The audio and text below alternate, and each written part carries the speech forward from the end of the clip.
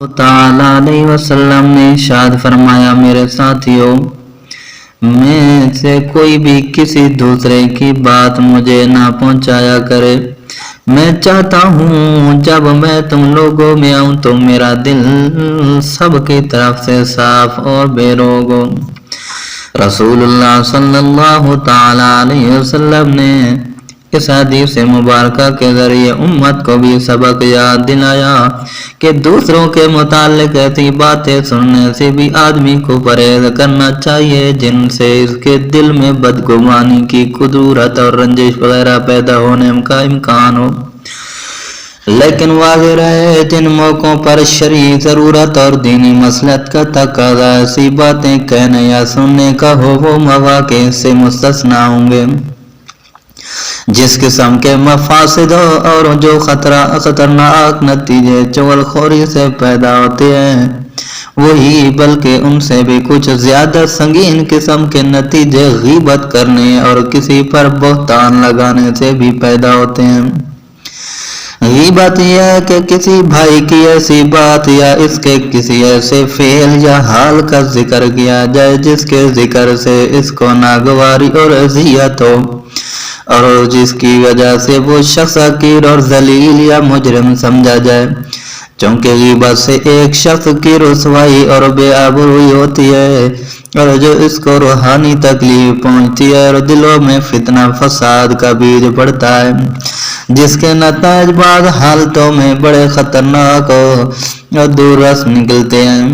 اس لیے غیبت کو بھی سخت ترین گناہ قرار دیا گیا ہے، اور اس کی انتہائی شناعت اور گندگی کو ذہن نشین کرنے کے لیے قرآن پاک نے بھی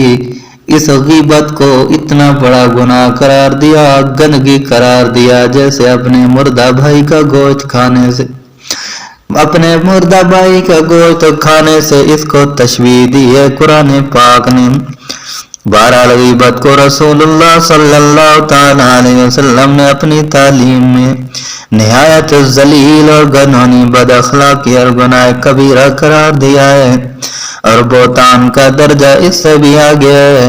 بہتان اس چیز کا نام ہے کہ اللہ کے کسی بندہ کی طرف ایسی کسی برائی یا بد اخلاقی کی نسبت کی جائے جس سے وہ بالکل بری اور پاک ہو، ظاہر ہے کہ یہ بندہ بڑی شقاوت کی بات، اللہ اکبر، یہ ظاہر ہے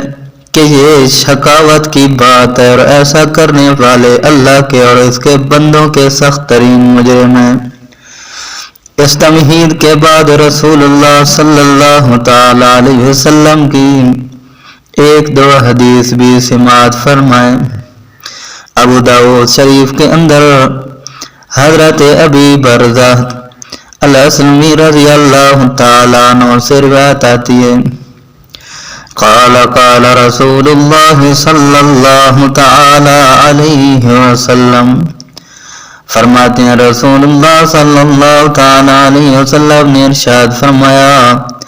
یا معاشر من آمن بلسانہ،